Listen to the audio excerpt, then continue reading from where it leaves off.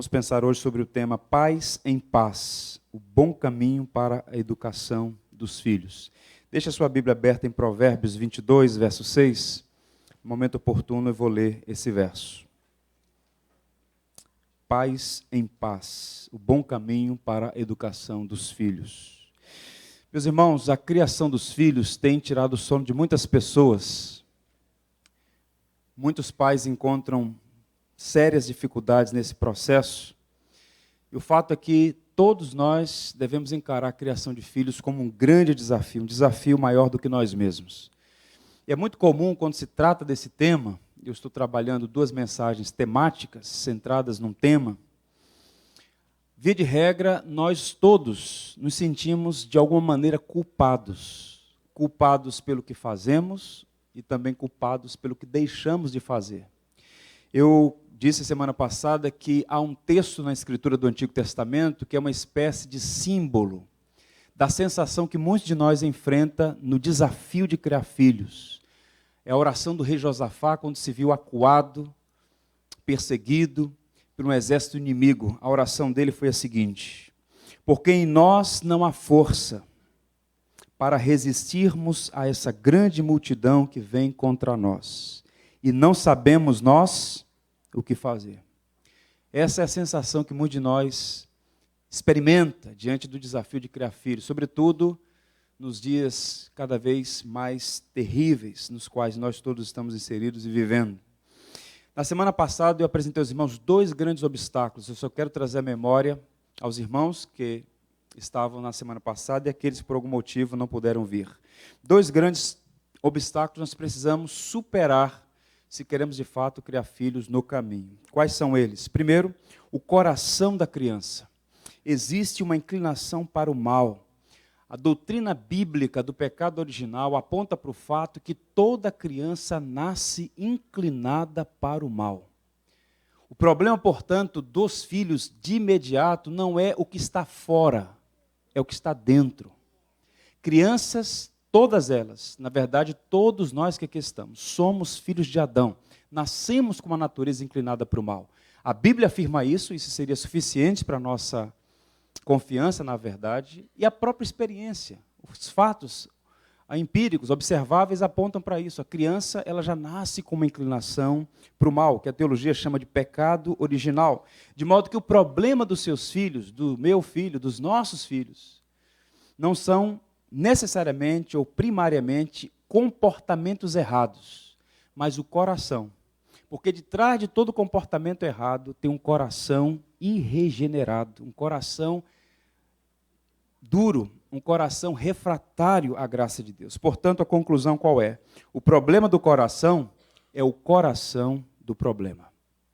Portanto, trabalhar apenas consertando, corrigindo os comportamentos errados, sem trabalhar o coração da criança, é apenas perder tempo. Seu filho precisa de um novo coração. Segundo obstáculo que pensamos, refletimos, o mundo da criança. O mundo é um sistema de valores hostil a Deus que potencializa o mal inerente do coração. Todos vêm ao mundo já com essa inclinação rebelde. A palavra insensato está ligado à rebeldia. A criança não desobedece porque não entende. Ela desobedece porque quer desobedecer. A vontade está cativa ao pecado instalado no seu próprio coração, de modo que o ambiente externo apenas potencializa. Aí sim, dependendo do contexto no qual a criança está inserida, o ambiente pode favorecer, fomentar, potencializar maus hábitos, vícios, práticas pecaminosas. Então, esse mundo no qual estamos inseridos, segundo João, um mundo que jaz no maligno, que está debaixo da autoridade maligna, que são os valores, os princípios, o chamado pecado social, o pecado na sociedade, os valores estruturais, tudo isso contribui para a falta de devida educação das crianças. Então, elas vão sendo conduzidas por processos, valores e princípios deste mundo contrário a Deus. Portanto, a conclusão: o mundo não é um parque de diversão, mas um campo de treinamento contra Deus. Se você deixar o seu filho, sua filha, à mercê da própria vontade, o coração já é mau e o mundo potencializa esse mal.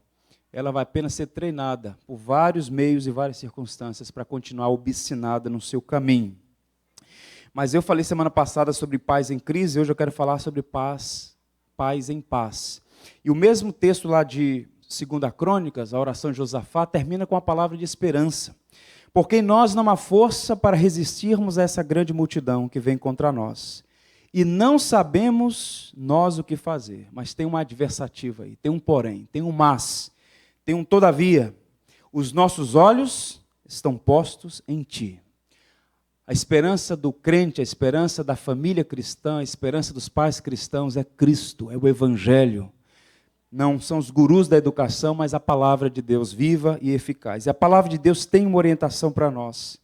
Dei algumas diretrizes aos irmãos semana passada, e hoje eu quero me deter na leitura de um texto e depois em algumas aplicações que vão nos ajudar. Mas eu quero estabelecer uma proposição aqui que vai nos encorajar e nos libertar da tirania da culpa. Ouçam. O sucesso na educação dos filhos é medido por aquilo que os pais fazem, não por aquilo que o filho faz. Você não é responsável pelas escolhas erradas que os seus filhos, porventura, rogo a Deus que não façam, mas que porventura venham a fazer. A sua responsabilidade é com a verdade. Sua responsabilidade é com o ensino, é com o exemplo, é com o Evangelho, é com Cristo. Como os filhos respondem ao ensino, como os filhos respondem à orientação, é com eles e com o Criador. Portanto, o papel do pai e da mãe é com a verdade, com o que fazem, com a responsabilidade intransferível diante de Deus, de educar o filho no caminho do Evangelho, de educar os filhos na admoestação, como disse Paulo, do Senhor. Curioso notar que algumas crianças criadas com afeto, com amor, num ambiente tranquilo, num ambiente favorável, para que tenham uma vida, pelo menos do ponto de vista da justiça civil, uma vida correta, quantas vezes se desencaminham e se tornam tristeza para os seus pais. A história está cheia de fatos ou de casos, de exemplos dessa natureza. Filhos que, a despeito de receberem tanta instrução bíblica, se desviam da fé e nunca regressam à ambiência da igreja, muito menos a um relacionamento com Deus. A história testemunha que há muitos homens e mulheres sem honra, de caráter duvidoso, alguns que prestaram terríveis desserviços à sociedade e que foram criados na ambiência de igreja. E ao contrário, e para escândalo de alguns, muitos que foram criados num lar sem afeto, às vezes nem conheceram o pai, nem a mãe, num ambiente que tinham tudo para ser um delinquente, um marginal, um criminoso de alta periculosidade, e Deus, na sua providência, faz de tais pessoas ícones da sua graça restauradora. Um dos homens mais santos que eu conheci nasceu numa favela em São João de Meriti, filho de um estupro, um homem santo que vive pregando o evangelho no Rio de Janeiro. Portanto, não é o ambiente que determina. Há outras coisas envolvidas nesse processo. Eu queria trazer essa palavra de encorajamento aos pais. Não se submetam à tirania da culpa. O importante é serem fiéis ao ensino da verdade e ao bom exemplo e confiar aos seus filhos a soberania de Deus, como nós vamos tratar. Vamos então a Provérbios 22, verso 6, um texto conhecido, mas que precisa ser examinado com muito cuidado. O texto diz assim, na versão que eu tenho, Ara, Almeida, revista e atualizada. Ensina a criança no caminho que deve andar, e ainda quando for velho, não se desviará dele. Nós vamos examinar essa passagem, como disse uma senhora, tintim por tintim. Verso a verso, palavra a palavra. Eu disse aos irmãos que a nossa responsabilidade como pais cristãos é sermos fiéis aos princípios bíblicos estabelecidos pelo Senhor. Os resultados não pertencem a nós. Esse texto, ele é importante porque ele vai nos dar algumas diretrizes quanto a essa responsabilidade. Você não é responsável pelas escolhas dos seus filhos. Nós não somos.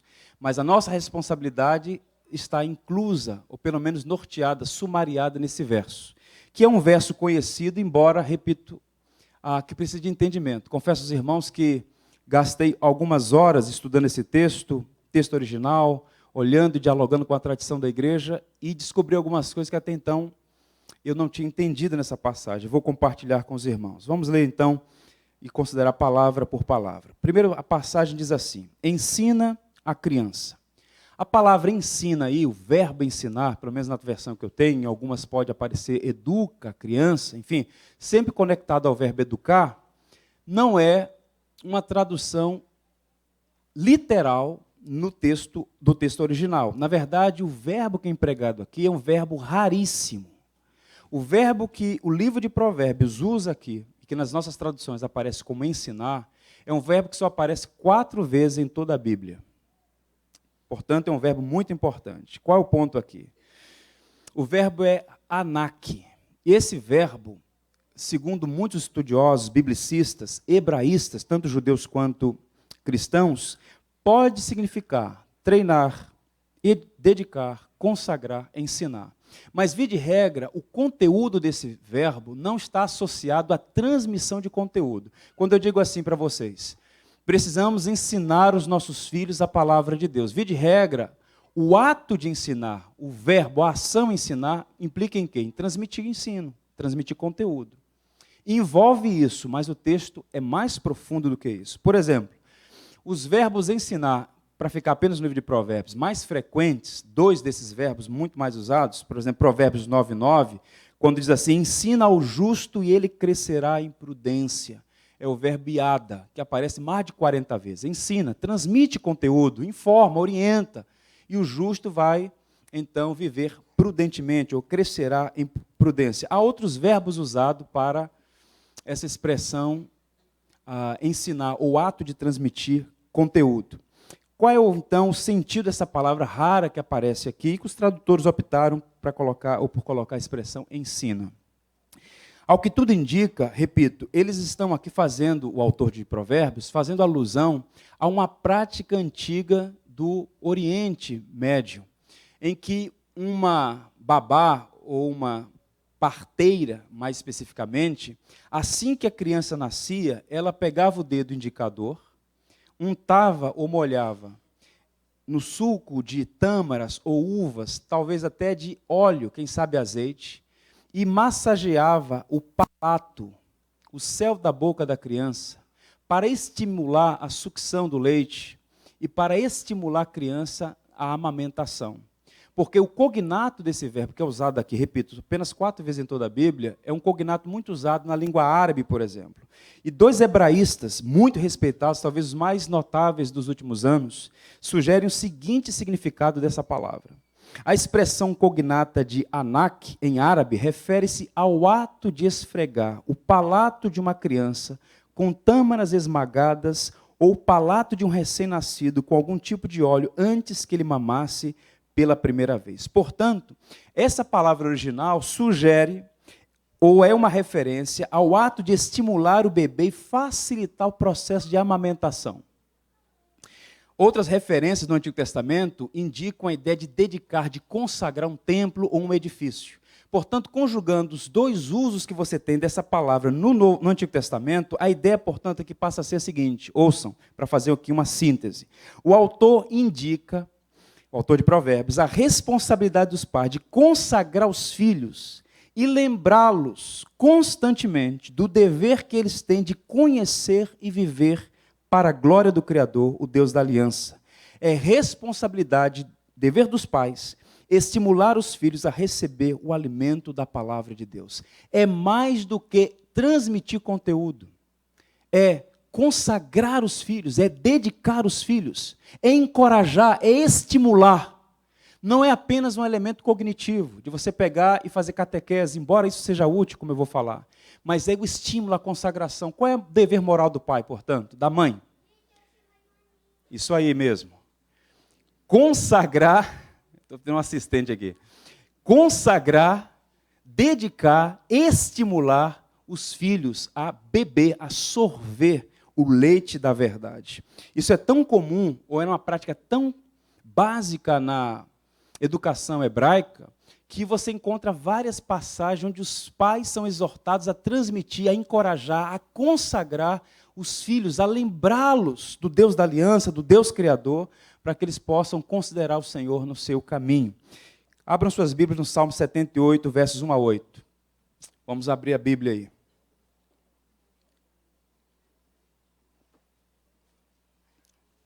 Olha só essa perícope, esse parágrafo por inteiro vai mostrar o que está por trás do conceito de ensina a criança, ou consagra, estimula a criança. Palavra de Deus, Salmo 78, a partir do verso 1. Escutai, povo meu, a minha lei, prestai ouvidos às palavras da minha boca, abrirei os lábios em parábolas e publicarei enigmas dos tempos antigos. Agora ouçam, o que ouvimos e aprendemos, o que nos contaram nossos pais, não o encobriremos a seus filhos, contaremos à vindoura geração os louvores do Senhor, e o seu poder e as maravilhas que fez. Ele estabeleceu um testemunho em Jacó, e instituiu uma lei em Israel, e ordenou a nossos pais que os transmitissem a seus filhos, a fim de que a nova geração os conhecesse, filhos que ainda hão de nascer, se levantassem e, por sua vez, os referissem aos seus descendentes, para que pusessem em Deus a sua confiança, e não se esquecessem dos feitos de Deus, mas lhe observassem os mandamentos, e que não fossem como seus pais, geração obstinada e rebelde, geração de coração inconstante, cujo espírito não foi fiel a Deus. O Salmo 78, se você ler cuidadosamente, ele vai apontar para esse ministério de consagrar, dedicar, estimular os filhos. Envolve-se em transmitir conteúdo, mas, sobretudo, consagrar os filhos a lembrarem sempre: vocês não estão aqui por acaso, vocês não são frutos do processo, suposto processo da seleção natural das espécies. Vocês foram criados por Deus para a glória dele e devem viver de acordo com ele, estimular os filhos a conhecer a Deus e a viver de acordo com a sua vontade. Esse é o conceito do verbo aqui empregado nas traduções: ensina a criança, consagra a criança. A segunda parte aí, o ensina a criança, também é muito curioso, porque uma leitura superficial vai sugerir que é uma criança muito pequena, talvez uma criança de colo, porque criança, qual é a idade de uma criança? Quem é criança? Quem são as crianças? Pois bem, qual é a faixa etária de uma criança? O que é que define uma criança? Portanto, uma leitura superficial dessa passagem sugere que o autor tem em mente um garoto ou uma garota em idade ainda muito pequena. Mas o termo que ele usa aqui refere-se a pessoas, bebês de colo, até jovens na idade de casar-se. Isso é muito curioso. Observe alguns exemplos deste mesmo substantivo empregado aqui. 1 Samuel 4:21, recém-nascido, é a mesma expressão. Êxodo 2:6, 3 meses de idade, é a mesma expressão. 1 Samuel 1:22, ainda precisando ser desmamado, ainda sob alimentação do leite materno, é o mesmo texto. 1 Samuel 3:1, pequeno Samuel a serviço de Eli, já servindo Eli lá nos ofícios do templo. Ele é o mesmo texto aí, o mesmo substantivo. Gênesis 21:12, Ismael, filho de Abraão com Agar, um pré-adolescente, é o mesmo substantivo. Gênesis 37:2, José aos 17 anos de idade, é o mesmo substantivo. 1 Samuel 25:5, jovens que trabalhavam como mensageiros de Davi, fazendo funções no reino, é o mesmo substantivo. E por fim, Gênesis 34:19, rapazes com idade de se casar. Portanto, quando diz ensina a criança, devemos tirar da mente a ideia de que se trata de uma criança de colo.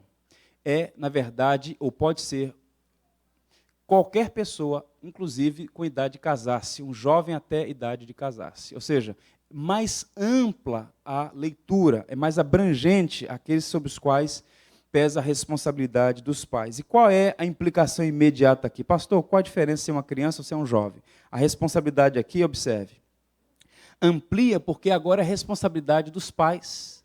Não apenas a criança no colo, não apenas a criança dando os primeiros passos, mas os jovens, os adolescentes, serem estimulados, consagrados, orientados, receberem instrução da parte dos pais, serem lembrados do Deus da aliança, do Criador, e viverem de acordo com a sua palavra. Uma tradução livre deste verso, do professor Daniel Santos, do Mackenzie, é o seguinte: consagra o jovem no princípio de seu caminho, para que nem quando velho ele seja persuadido a desistir dele. Uma tradução livre deste verso no hebraico. Consagra o jovem. Repito, envolve a criança, envolve o garoto, até o jovem. Portanto, pais, é a nossa responsabilidade orientar, dirigir, consagrar, dedicar, estimular os filhos a essa santa responsabilidade, conhecer, amar e servir ao Senhor. Isso amplia a responsabilidade sobre o pai e sobre a mãe. Muitos pais lançam toda a responsabilidade sobre as mães e muitas mães lançam toda a responsabilidade sobre os pais. Mas essa criação, essa formação, esse processo educativo é do pai e da mãe. Tanto é que no livro de Provérbios, ambos são mencionados como responsáveis por esse ministério. Observem, Provérbios 1:8. Filho meu, ouve o ensino de teu pai, e não deixe a instrução de tua mãe. Mãe e pai têm a responsabilidade. De quê? Consagrar, dedicar, orar, instruir, estimular os filhos a conhecer e servir ao Senhor. Provérbios 6:20. Filho meu, guarda o mandamento de teu pai, e não deixe a instrução de tua mãe. Portanto, quando essa expressão, criança, essa palavra, é ampliada, não apenas para um garotinho de colo, mas para um jovem, inclusive, amplia-se o dever, é a obrigação do pai e da mãe, instruir, orientar, estimular, consagrar os filhos, para que eles possam conhecer e amar o Senhor e servi-lo de todo o coração. Prosseguindo na análise do texto, o texto ainda vai dizer, no caminho em que deve andar. Educa a criança no caminho em que deve andar. E essa é a parte mais difícil do texto. Os hebraístas aqui debatem, homens sérios, homens de estudo, sobre o significado dessa expressão, porque aparece aqui, esta única vez em toda a Escritura, a palavra original aqui. Via de regra, nós pensamos de um modo imediato, que esse ensinar no caminho é a ideia de você compartilhar o evangelho com a criança, ou falar de Cristo para a criança, e com o objetivo de que ela jamais venha desviar-se de Cristo, do caminho do evangelho. Mas esse texto não significa, nessa passagem especificamente, ensinar o caminho do evangelho. Parece estranho isso, mas eu vou explicar. O foco aqui não é o caminho que os pais desejam para os filhos, o foco aqui não é nem mesmo o caminho do Senhor. Nós devemos ensinar o caminho do Senhor para os filhos, mas essa passagem não está falando sobre isso. A palavra aqui, derek, significa algo muito especial e singular. Deixa eu lhes mostrar o significado. A expressão é boca do seu caminho. Originalmente, uma tradução literal significa boca do seu caminho. E não simplesmente caminho. Seja qual for o significado de boca do caminho, o pronome possessivo indica que é o caminho da criança, o caminho é da criança. Qual é a ideia aqui? O que está em foco não é o conteúdo do ensino. O que está em foco aqui é o contexto da educação. Tanto é que diz assim, ensina a criança no caminho. A preposição é importante. Por quê? Porque o pai e a mãe têm a responsabilidade de postar-se no caminho com a criança, na vida que é dela, na responsabilidade que é dela. Mas postar-se ao lado, no caminho da criança, no curso da vida da criança. E como um pai responsável, como uma mãe responsável, instruir, estimular, consagrar, orientar. Mas o caminho é da criança. A vida é dela. É no contexto dela que os pais devem exercer o ministério de consagrar, orientar e estimular. E nesse processo, os pais vão falar de Cristo, do caminho do Evangelho, mas o caminho aqui, no texto original, é o caminho da criança, a estrada dela, o curso de vida dela. Um biblicista renomado, um alemão, 2 autores disseram assim, sobre essa passagem, sobre essa expressão única em toda a Bíblia. A instrução do jovem, a educação do jovem, deve ser em conformidade com a natureza do jovem. O conteúdo da instrução, a maneira da instrução, o dever devem ser regulados de acordo com o estágio da vida e suas peculiaridades.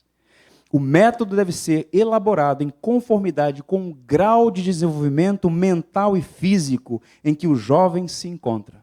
Então, qual é a missão do pai e da mãe? Postar-se ao lado dos filhos, respeitando o contexto, o momento, a fase, a condição física, cognitiva, e à medida que as crianças vão crescendo, os pais então vão adequando a linguagem para que elas continuem recebendo instrução, orientação e estímulo para conhecer o Criador. É o contexto, não é necessariamente o conteúdo. O pai deve se postar, repito, ao lado da criança na estrada da vida e, portanto, ensiná-las, orientá-las a fazer as escolhas certas. Os pais precisam estar no caminho com seus filhos. Eu não sei se vai aparecer aí um gráfico que eu fiz.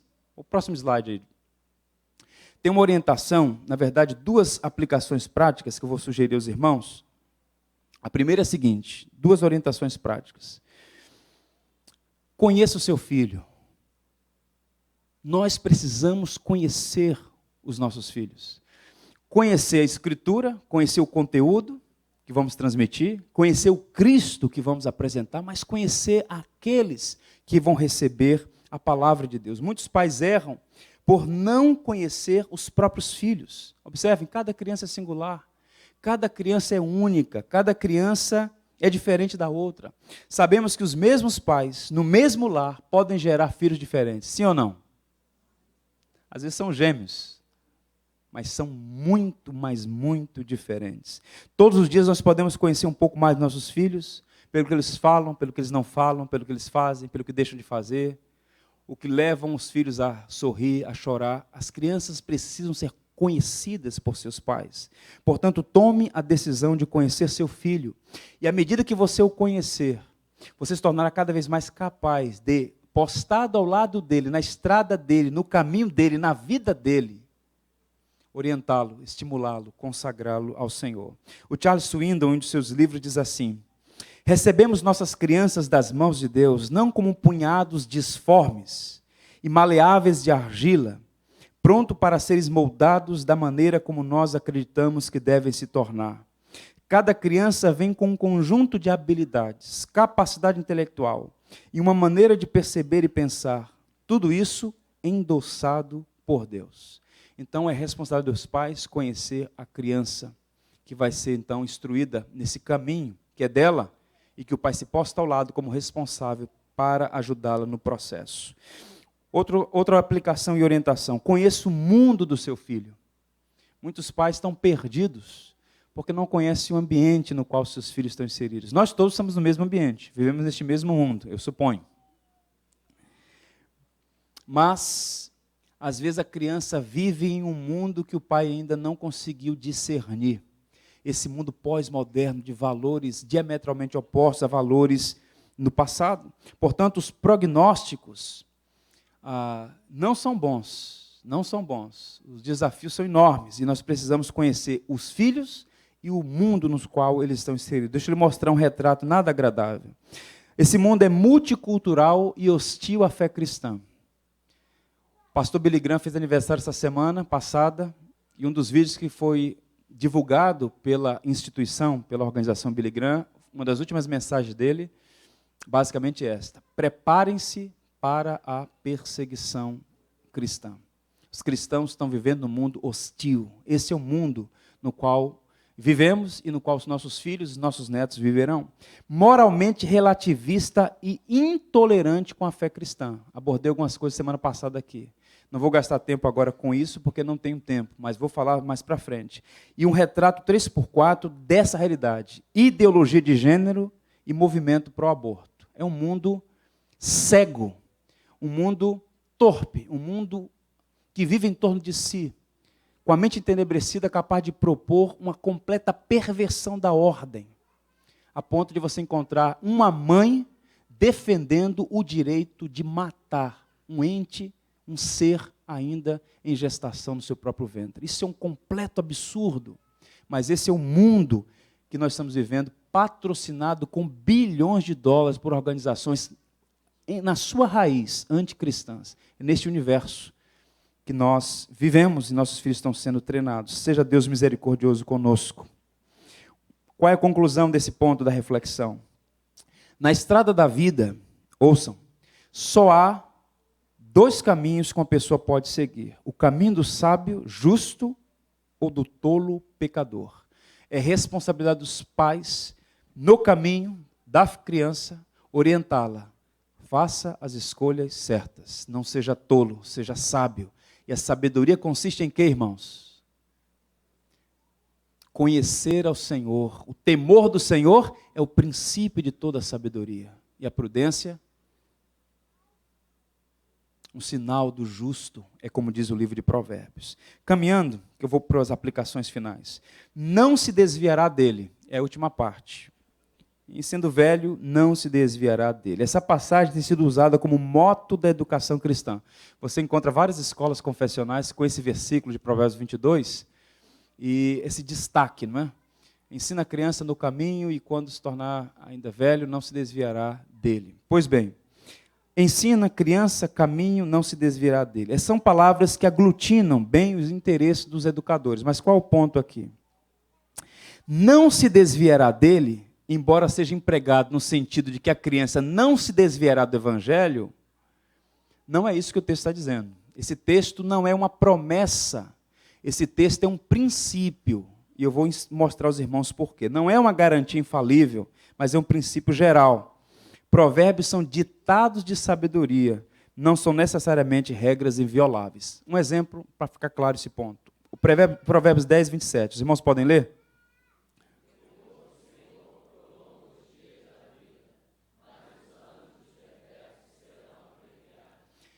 Isso é um princípio ou é uma promessa infalível? Um princípio. Quantas pessoas santas, piedosas, honestas, servos fiéis de Deus morreram jovens? O texto não está falando que o temor do Senhor prolonga os dias de vida? Esse texto é um princípio geral. Olha, tema ao Senhor e a possibilidade de você viver mais é maior. Mas não é uma regra inviolável. Tanto é que você tem, nós podemos aqui talvez citar alguns casos, de pessoas que temiam ao Senhor, viviam para o Senhor e morreram cedo. Outras receberam a graça de viver muito tempo. Eu falei ainda há pouco sobre o Billy Graham, 97 anos, recebeu longa vida, muito acima da média. Quantos outros viveram longa vida? Mas tem alguns que não temem a Deus, são ímpios e vivem longa vida. Fidel Castro, não, olha, entra ano e sai ano, o homem continua. Não sei o que é que tomou aquele homem. Não estou desejando a morte dele, mas é um exemplo de um ímpio que vive muito. Temor a Deus é o que ele não tem. É um perseguidor da igreja e perseguidor do bem. É a secla. Pois bem, o homem vai vivendo. Uma hora dele vai chegar. Ele vai cruzar os portões da eternidade e vai prestar contas ao Criador. Pois bem, esse não é um princípio, esse não é uma promessa inviolável, é um princípio geral. Para citar aqui um comentarista do século XVII, um brilhante, comentando Provérbios, ele disse assim: quando eles crescerem, quando eles ficarem velhos, espera-se que eles não se desviarão do caminho. Boas lições impressas em seu coração os farão obedecer todos os dias. De forma geral, os vasos retêm o sabor líquido com o qual foram pela primeira vez preenchidos. Prossegue então Matthew Henry. Muitos, na verdade, se afastarão do bom caminho do qual foram educados. Isso aconteceu com o próprio Salomão. Mas educação na família pode ser um meio de recuperação, como se supõe ter acontecido com Salomão. Pelo menos os pais terão um consolo de haver cumprido o seu dever e usado os recursos corretamente. Por isso tira o fardo da culpa sobre os pais. Qual é a responsabilidade? Instruí-los, orientá-los, consagrá-los, orar por eles, como eu vou mostrar aos irmãos. A responsabilidade é pessoal. Tem esse princípio geral. A possibilidade é que não venham se desviar do caminho deles no qual foram orientados. No entanto, não é uma regra infalível. Qual é a aplicação aqui? Os filhos dos santos nem sempre são santos. Não é verdade, irmãos? Olha, eu vou dizer uma coisa aos irmãos. Só a graça. Por isso que os educadores dizem que a repetição é a quinta essência do ensino. Você ensina agora. 5 segundos depois, incorre no mesmo erro. Fala, meu Deus. Aí o Senhor fala, é assim que você faz também. Eu estou te orientando há mais de 30 anos, você continua fazendo bobagem. Então, é a pedagogia de Deus. Assim como Deus vai cuidando de nós, a gente tem que cuidar dos filhos também. Pois bem, tanto na Bíblia quanto na história da igreja cristã, nos deparamos com o fato de que nem sempre servos de Deus tiveram a alegria de ter filhos que também serviram a Deus, com fidelidade. Eu poderia usar muitos exemplos, vou usar um exemplo bíblico, o exemplo do profeta Samuel. Olha o que é dito sobre Samuel, um dos mais notáveis homens da história de Israel. 1 Samuel 3:20. Todo Israel, desde Dan, até Berseba, conheceu que Samuel estava confirmado como profeta do Senhor. Ou seja, Samuel, que nasceu por obra da graça de Deus, a história da mãe dele, Estéreo, recebeu a graça de ter filho, ela consagra o filho, Samuel do Senhor o pedir, a criança é criada ali sob a orientação de Eli, o profeta, o sacerdote, e ele então se destaca e diz que a fama de Samuel ganhou notoriedade, e agora todos reconheciam, esse Samuel, filho de Ana e Eucana, é um profeta do Senhor. Era ou não era servo de Deus? Não era perfeito. Tem gente que quando fala servo de Deus, raciocina perfeição. Todos nós temos os pés de barro, inclusive os personagens bíblicos. Todos eles incorreram em erros, e alguns erros graves. Mas ele era, de fato, um servo de Deus. E como servo de Deus, certamente ele orientou os filhos, certamente foi exemplo para os filhos, certamente consagrou seus filhos. Mas a regra de Provérbios, ou o texto de Provérbios, melhor dizendo, não é uma regra, é um princípio geral. Então, olha só o que o texto diz no capítulo 8. Tendo Samuel envelhecido, constituiu seus filhos por juízes sobre Israel. O primogênito chamava-se Joel, e o segundo Abias, e foram juízes em Berseba. Porém, seus filhos não andaram pelos caminhos dele, antes se inclinaram à avareza, e aceitaram subornos e perverteram o direito. E aí? Um servo de Deus, como Samuel, teve o desprazer de ver seus filhos andando na contramão do que ele ensinou e do seu próprio testemunho de vida. Por quê? Porque a responsabilidade é pessoal e os filhos fizeram as suas escolhas. Qual é o ponto aqui? Embora o profeta tenha ficado triste com a situação dos filhos, é uma inferência, diante de Deus o coração estava em paz. Por quê? Lembra da proposição lá no início que eu falei aqui? O sucesso dos pais não é medido pelas escolhas dos filhos, mas pela responsabilidade do que eles fizeram. Ensinou a verdade, deu bom testemunho, fique com seu coração em paz. Cada um dará contas de si a Deus. Orar pelos filhos, ensinar a palavra, dar bom testemunho é responsabilidade dos pais. Portanto, não coloque sobre os seus ombros o peso das decisões erradas que, porventura, seus filhos vierem a tomar. Nem transfira para outros. Ah, meu filho está assim por causa da igreja. Ah, meu filho está assim por causa do grupo da igreja. Ah, meu filho está assim por causa da professora da escola. Os pais que fazem isso são tolos. Não podem transferir, porque a pessoa é que faz as suas escolhas, são responsáveis moralmente diante de Deus. Portanto, irmãos, precisamos ter essa compreensão para tirar o peso da culpa, se estamos ensinando a palavra, se estamos orientando, se estamos dando bom testemunho, se estamos orando por eles, e ao mesmo tempo, na expectativa de que Deus, na sua misericórdia, faça por nossos filhos aquilo que só Ele pode fazer. Você não tem o poder de converter os seus filhos. Você não tem o poder de dar um novo coração aos seus filhos. Só Deus pode fazer isso. A salvação vem do Senhor. E é Deus quem pode, só Ele pode mudar o coração dos homens. O John MacArthur, num livro que eu já encorajei os irmãos a ler, li esse livro em 2006 e de vez em quando vou lá e leio alguns trechos mais uma vez. A educação dos filhos segundo a Bíblia. Nesse livro, o MacArthur diz assim: a salvação dos filhos é uma questão a ser resolvida entre eles e Deus. Nada do que você possa fazer garantirá a salvação deles. Para essa finalidade, você deve orar a Deus e instruir seu filho, usando todos os meios disponíveis para imprimir perpetuamente no coração da criança as verdades do Evangelho. Na expectativa, na esperança de que Deus faça o milagre da salvação, o milagre da regeneração. Tirar o coração de pedra e dar um coração novo. Só Deus pode fazer isso. Os melhores presentes para os filhos. Deixa eu então fazer as aplicações finais aqui para nós encerrarmos. Eu não conheci ainda alguém que não gosta de ganhar presentes. Não é verdade? E agora está vindo aí o Natal, e o Natal foi transformado num grande comércio, né? Mas independente da época do ano, todos nós gostamos de ganhar presentes. Filhos gostam de ganhar presentes, cada vez mais caros. E depois que veio a tal da tecnologia, tem jogos que custam uma fazenda. Mas bem, todos nós gostamos de ganhar presentes. E eu quero recomendar aos pais alguns presentes que vocês devem dar aos seus filhos o quanto antes. E não são presentes que você dá uma vez e pronto. Está sempre dando o mesmo presente. Até que esse presente seja de fato recebido e que os seus filhos no futuro possam também dar esse mesmo presente aos filhos deles. E a tocha do evangelho continue de mãos em mãos. Primeiro presente que os pais, e somente os pais, primariamente devem dar. Pregue o evangelho. Seu filho precisa do evangelho. Eu fico impressionado com a quantidade de pais que querem educar os filhos com a primeira revista na banca do jornaleiro. Vou pegar aqui uma orientação, que olha, esse jornalista fala algo. Princípios para educar filhos. Ele está partindo de pressupostos completamente equivocados, pelagianos. O coração da criança é mau. Ele não está partindo desse pressuposto.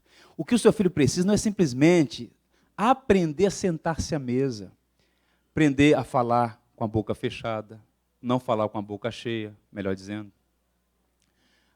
Olha lá. É só para saber se os irmãos estão acordados, né?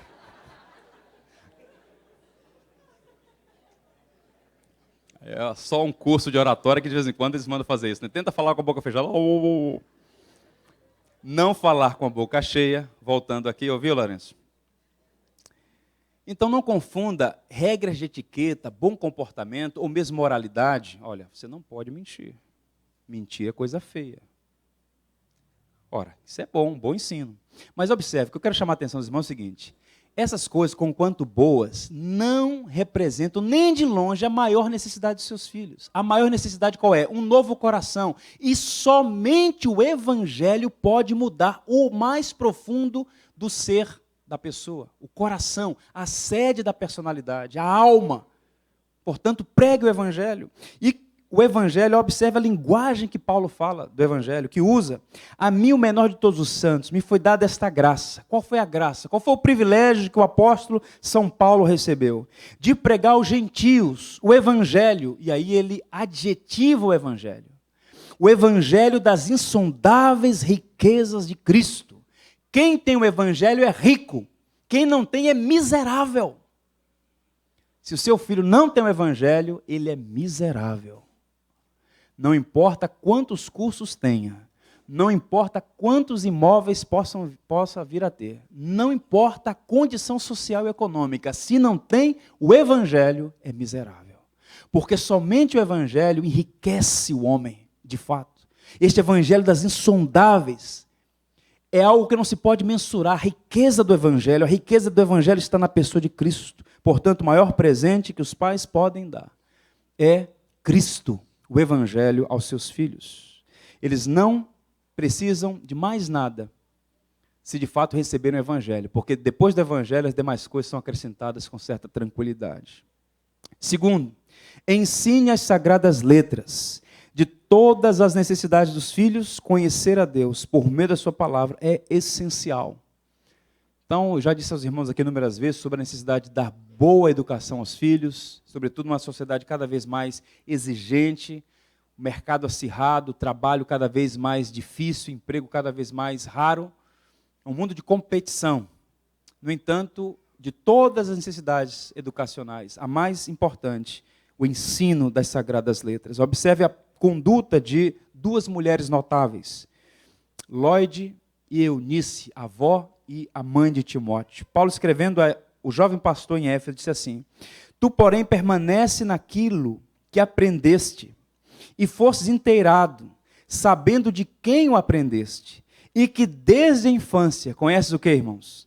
As sagradas letras, que podem tornar-te o quê? Sábio para a salvação pela fé em Cristo Jesus.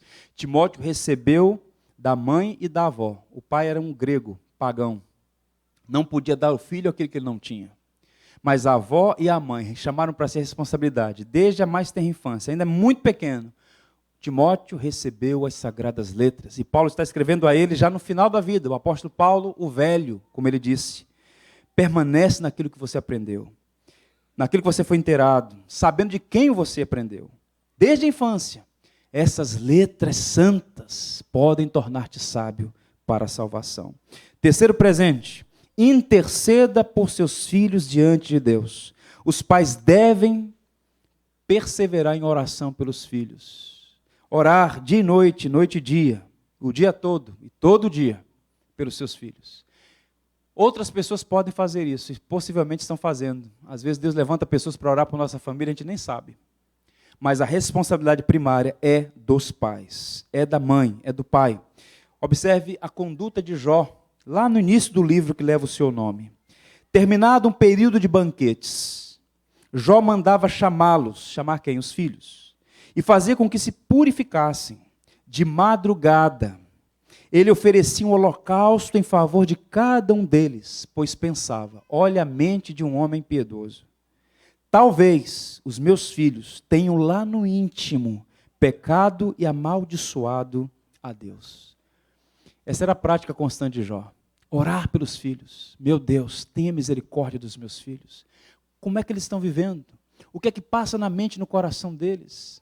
Eles estão vivendo para a tua glória. Jó orava, colocava os filhos diante do Senhor, investia no relacionamento, orava diariamente, e exortava, ensinava. Há uma passagem no livro de Isaías que pode ser aplicada a essa intercessão familiar. Observe. Sobre os teus muros, ó Jerusalém, pus guardas, que todo dia e toda noite jamais se calarão. Vós, os que fazereis lembrar do nome do Senhor. Não descanseis, nem deis a ele descanso, até que restabeleça Jerusalém e a ponha por objeto de louvor na terra. Cada pai se colocando como vigia, orando e intercedendo pelos filhos, até que os filhos possam passar por esse processo e tornarem-se objetos de louvor de Deus na terra. Glórias sejam dadas a Ele. Caminhando para o final, seja um bom exemplo. Um bom exemplo. Você precisa ser um bom exemplo. Eu não quero jogar aqui sobre os irmãos uma carga pesadíssima, dizendo, olha, os irmãos vão ser perfeitos, eles não podem encontrar nunca uma falha em você. Os filhos também aprendem com cada um de nós pelas falhas que praticamos. E nós podemos ensinar. O papai e a mamãe não é salvo. Nós não somos salvos pelas nossas boas obras, mas pela justiça de Cristo. Mas porque eu fui alcançado por essa justiça e essa graça, eu busco, a despeito das minhas fraquezas, viver cada vez mais parecido com o meu Salvador. As próprias falhas dos pais podem ser um instrumento catequético para os filhos, mas, no entanto, sejamos bom exemplo. Como disse Paulo, olha o apóstolo Paulo, que não era um homem perfeito, mas dizia com franqueza isso aqui. Aos Filipenses, o que também aprendestes e recebestes e ouvistes e vistes em mim, isso praticai, e o Deus da paz será convosco. Já pensou um pai ou mãe poder falar isso para o filho? O que você está vendo e ouvindo de mim, pode praticar, e Deus vai ser contigo, meu filho. Tem que ser muito piedoso, muito parecido com Cristo, para fazer uma exposição dessa, ou uma fala dessa para o filho. Esse é o nosso desafio, ser bom exemplo. Ofereça a sua insubstituível presença. Presença. Os pais nunca devem se esquecer que presentes não substituem presença. O que o seu mais filho precisa é presença. Sua presença. Estar perto. Ensina a criança no caminho, a estar ao lado dele, constantemente, caminhando, ajudando. A presença. Eu li essa semana um texto sobre o Billy Graham, escrevendo um artigo sobre esse notável servo. E o livro apontava algumas decisões que o Billy Graham tomou lá atrás, que foram importantes no processo para que ele perseverasse no caminho e hoje, no final da vida, pudesse dizer, eu honrei a Cristo e preguei o Evangelho. Ele estava ainda muito no início do seu ministério como pregador, ele estava em Los Angeles, na costa leste americana, numa conferência, numa cruzada. E de repente, depois de pregar para milhares de pessoas, ele encontrou esse tempo na agenda para receber os parentes que lá estavam. E aí, lá no escritório onde ele estava, então ele está conversando com os parentes, tudo bem, tal, aquela coisa toda. Ele viu a menininha e falou assim, que menina linda, como é o nome dela? E a pessoa ficou surpresa. É a Anne, ela é sua filha. E ali, ele já estava tanto tempo fora de casa, que não reconheceu a própria filha. E ele falou assim, o meu ministério não vai roubar de mim a minha família. Continuou fazendo a obra de Deus, mas a presença dele na família foi fundamental. Então entenda, o seu trabalho não é mais importante que a sua família. Nada pode substituir a sua presença, porque hoje os seus filhos querem a sua atenção. Se você não der tempo, no tempo certo, no futuro, você vai querer estar com eles e talvez eles não queiram mais. Por isso, dê tempo aos seus filhos hoje. Ouçam a orientação de John Wesley. Depois de sua mulher, ouçam pais e mães, em particular o pai aqui. Depois de sua mulher, estão os seus filhos. Espíritos imortais que Deus, por um tempo, confiou a seu cuidado, a fim de que você os eduque em toda a santidade e os prepare para a alegria de Deus na eternidade. Esta é uma gloriosa e importante função. Ponderar sobre a alma é mais valoroso que tudo neste mundo.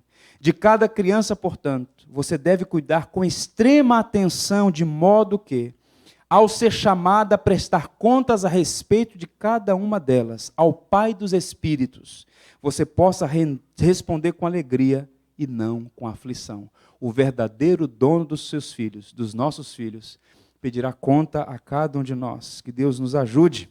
Por isso, meu irmão, prepare um lar onde Deus possa fazer morada. A sua casa tem que ser morada de Deus. A sua casa tem que ser Betel, a casa onde Deus faz residência. Um ambiente onde os filhos possam ser criados, encorajados, estimulados, orientados, consagrados, orientados a conhecer o Criador e a viver para a glória dele. Amém, irmãos? Que Deus nos ajude. Fiquemos em pé. A paráfrase de Provérbios 22:6, na linguagem do Charles Swindoll, diz assim, eu vou ler e nós vamos orar, encerrando o culto da manhã. Ouçam atenciosamente, palavra do Senhor. Cultive uma sede, dê início a uma fome. Crie um apetite por assuntos espirituais na vida das crianças de qualquer idade, desde que vivam sob o seu teto, e façam de modo a mantê-los no caminho para o qual se inclinam, disciplinando a desobediência e o mal, enquanto acolhe e incentiva o bem, o artístico e o belo. Conforme as crianças se transformam em adultos, o caminho será redirecionado ao Salvador, e eles continuarão a caminhar sob a sua soberania. Esse é o sentido de Provérbios 22:6. Que Deus nos abençoe. Senhor, diante de Ti estamos todos agradecidos por Tua palavra, pela instrução recebida, pela paz que o nosso coração experimenta ao saber que, embora seja um grande desafio, maior do que nós mesmos, o Senhor há de nos conceder graça para criar os filhos no caminho. Senhor, nos ajude a consagrá-los, a dedicá-los ao Senhor, nos ajude a dar bom exemplo a eles, nos ajude a transmitir o Evangelho das insondáveis riquezas de Cristo, a ensinar a cada um deles as sagradas letras, a orar dia e noite por eles. Nos ajude, portanto, Senhor, a estar presentes nesse processo, na estrada da vida dos nossos filhos, para que eles recebam, ó Deus, a graça do novo nascimento e possam ser contados entre aqueles que estarão diante do Cordeiro com vestiduras brancas. Senhor, dá aos pais aqui a alegria de ver os seus filhos diante do Senhor. Ó Senhor, esta é uma missão tão árdua, tão pesada. Nós queremos experimentar paz e alegria pela certeza que temos de que o Senhor é bom e que a sua misericórdia dura para sempre. Eu oro por pais aqui cujo coração está angustiado pelo fato de que estão vendo seus filhos em um caminho perigoso. Senhor, dá a eles a alegria de ver os filhos reconduzidos ao aprisco, ao pasto onde o bom pastor há de suprir cada necessidade deles. Senhor, abençoa aqueles que estão no processo de educação dos filhos, a nós todos, que tenhamos sabedoria de encontrar em Tua palavra, fiel e fidedigna, todo o recurso necessário para sermos pais em paz, ensinando os filhos no caminho em que devem seguir. Te pedimos essas bênçãos em nome de Cristo, nossa única esperança. Amém e amém.